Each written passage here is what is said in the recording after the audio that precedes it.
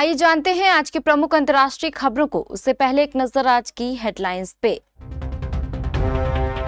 PM Modi की मां पर बने एआई वीडियो पर पटना हाई कोर्ट सख्त, हटाने के दिए निर्देश। ईवीएम पर उम्मीदवारों की रंगीन तस्वीर, सीरियल नंबर भी दिखेगा।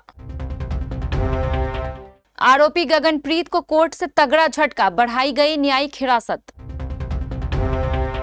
टपकेश्वर महादेव, गुच्चू पानी, सहस्त्रधारा पर हर टूरिस्ट प्लेस तबाह। निर्मला सीतारमण ने कही बड़ी बात। जब इवांका पर भड़की मेलानिया, बेटी को रास्ते का कांटा समझने लगी थी ट्रंप की पत्नी। युद्ध खत्म करने के लिए ट्रंप ने ऐसा क्या कहा कि नरम पड़ गया रूस। सोना या फिर चांदी, आपके लिए क्या है सही। ज्योति सिंह बोली, सबके सामने आंचल फैलाकर अपना पति मांगती हूं, उनकी टीम मिलने नहीं देती। और आईसीसी ने मान ली पाकिस्तान की बात, भारत को करारा झटका।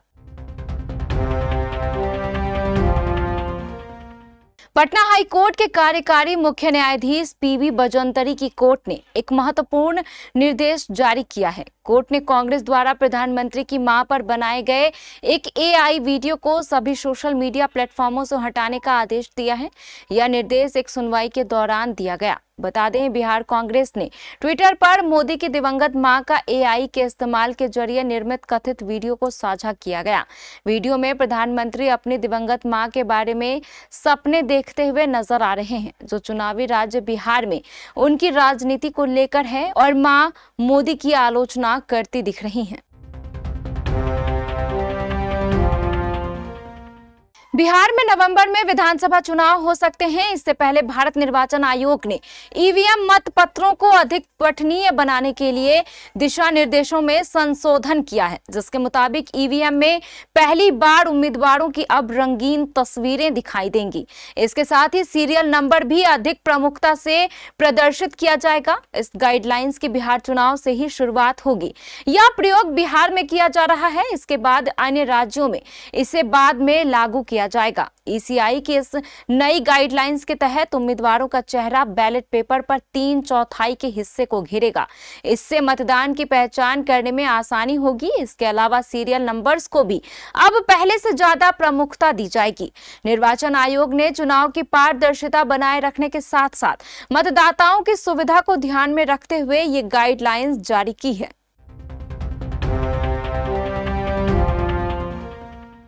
धौला कुआं में हुए बीएमडब्ल्यू कार एक्सीडेंट केस में कोर्ट ने अहम आदेश सुनाया है। पटियाला हाउस कोर्ट ने आरोपी गगनप्रीत कौर की न्यायिक हिरासत 27 सितंबर तक बढ़ा दी है। 2 दिन की न्यायिक हिरासत के बाद उसे कोर्ट में पेश किया गया। गगनप्रीत पर आरोप है कि उन्होंने अपनी बीएमडब्ल्यू कार से वित्त मंत्रालय के वरिष्ठ अधिकारी नवजोत सिंह को उस समय टक्कर मार दी जब वो अपनी पत्नी के साथ बाइक से कहीं जा रहे थे। शिकायतकर्ता के वकील अतुल कुमार ने बताया कि गगनप्रीत कौर की जमानत याचिका पर अब 27 सितंबर को सुनवाई होगी। वकील अतुल कुमार ने यह भी बताया कि इस मामले में अभी जांच चल रही है, इसलिए इस पर कुछ भी कहना ठीक नहीं है। कोर्ट ने जमानत याचिका पर सुनवाई शनिवार तक के लिए टाल दी है। कोर्ट ने इस मामले में सीसीटीवी फुटेज को सुरक्षित रखने का भी आदेश दिया है।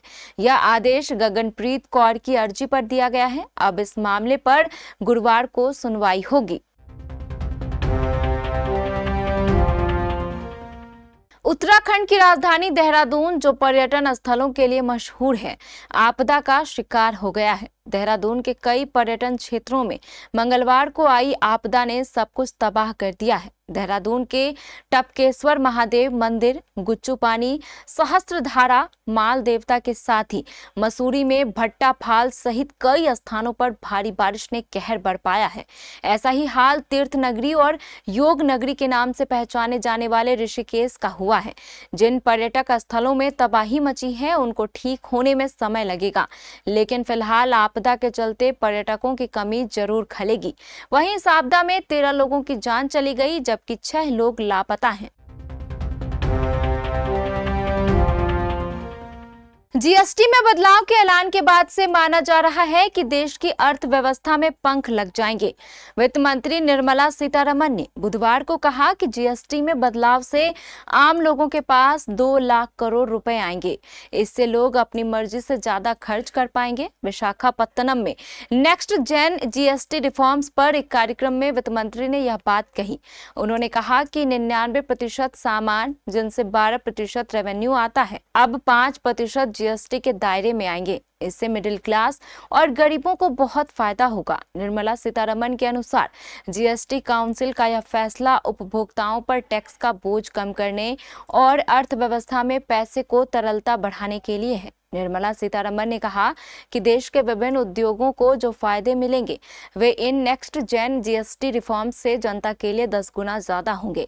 इसका मतलब है कि जीएसटी में बदलाव से उद्योगों के साथ साथ आम लोगों को भी बहुत फायदा होगा।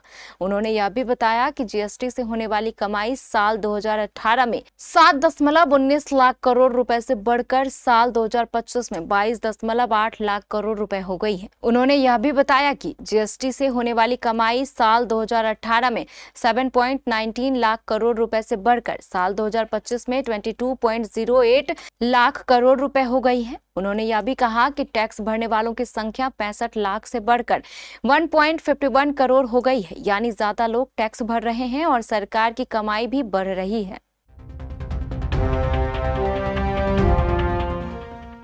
अमेरिकी राष्ट्रपति डोनाल्ड ट्रंप अपनी पत्नी मेलानिया ट्रंप के साथ 2 दिवसीय स्टेट विजिट पर ब्रिटेन पहुंचे हैं। पत्नी मेलानिया के साथ ट्रंप का यह दूसरा ब्रिटेन दौरा है। पहले दौरे में उनका स्वागत दिवंगत क्वीन एलिजाबेथ द्वितीय ने किया था। इस बार ब्रिटेन के किंग्स चार्ल्स कैसल में राष्ट्रपति ट्रंप और फर्स्ट लेडी की मेजबानी करेंगे। अपने इस दूसरे दौरे में मेलानिया काफी खुश हैं क्योंकि उनका पहला दौरा व्यक्तिगत तौर पर अच्छा नहीं रहा था।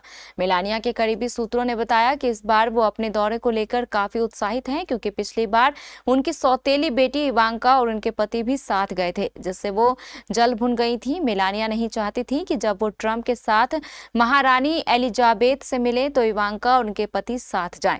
इस दौरान इवांका के रवैये से वो बहुत नाराज हुई थी। ट्रंप की पहली बेटी इवांका और उनके पति जेयर्ड कुशनर राष्ट्रपति ट्रंप के पहले कार्यकाल में उनके प्रमुख सलाहकार थे, लेकिन अब वे आधिकारिक तौर पर ट्रंप को सलाह नहीं दे रहे हैं और 2019 की तरह बकिंघम पैलेस भी नहीं जा रहे हैं। अमेरिकी राष्ट्रपति डोनाल्ड ट्रंप ने हफ्ते की शुरुआत में रूस के खिलाफ नए प्रतिबंधों की चेतावनी दी है। उन्होंने यूरोपीय देशों से रूसी तेल खरीद बंद करने का आग्रह किया है। इसके बाद रूस ने यूक्रेन युद्ध को खत्म करने को लेकर अहम टिप्पणी की है। अमेरिकी राष्ट्रपति डोनाल्ड ट्रंप ने हफ्ते की शुरुआत में रूस के खिलाफ नए प्रतिबंधों की चेतावनी दी है। उन्होंने यूरोपीय देशों से रूसी तेल खरीद बंद करने का आग्रह किया। इसके बाद रूस ने यूक्रेन युद्ध को खत्म करने को लेकर अहम टिप्पणी की।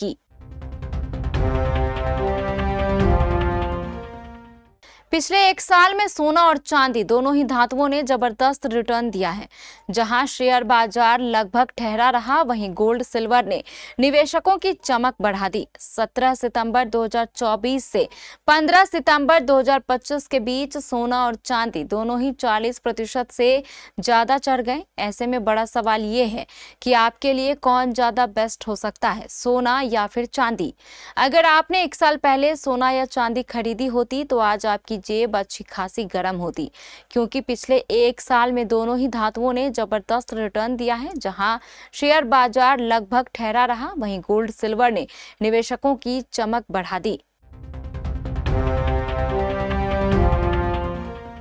भोजपुरी एक्टर पवन सिंह इन दिनों राइज एंड फॉल शो को लेकर चर्चा में हैं। शो के एक एपिसोड में पवन सिंह ने अपनी दूसरी पत्नी ज्योति से शादी के बारे में बात की थी।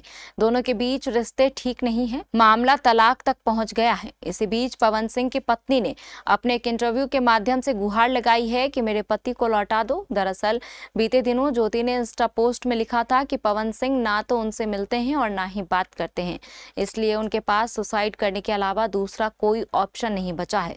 झगड़े और तनाव के बीच ज्योति अपने पति पवन सिंह को राइज एंड फॉल शो में सपोर्ट कर रही हैं। हाल ही में एक इंटरव्यू के दौरान ज्योति सिंह अपने पति को वापस मांगने की गुहार लगाई है।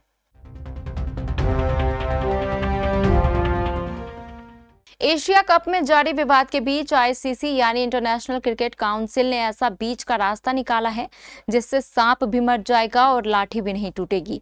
दूसरे शब्दों में कहें तो जिससे पाकिस्तान की नाराजगी भी खत्म हो जाएगी और आईसीसी की साख भी कोई बट्टा भी नहीं लगेगा। दरअसल पाकिस्तान क्रिकेट बोर्ड की डिमांड थी कि मैच रेफरी एंड पाइक्राफ्ट को एशिया कप से हटा दिया जाए। आईसीसी ने इसे सिरे से नकार दिया था, लेकिन मिली जानकारी के अनुसार एक मिला-जुला समझौता हुआ है जो ना तो पूरी तरह सख्त है और ना ही पूरी तरह ढीला, जिसके तहत 59 वर्षीय मैच रेफरी एंड पाइक्राफ्ट को आज शाम यूएई के खिलाफ टीम के आखिरी ग्रुप स्टेज मैच से हटा दिया गया है।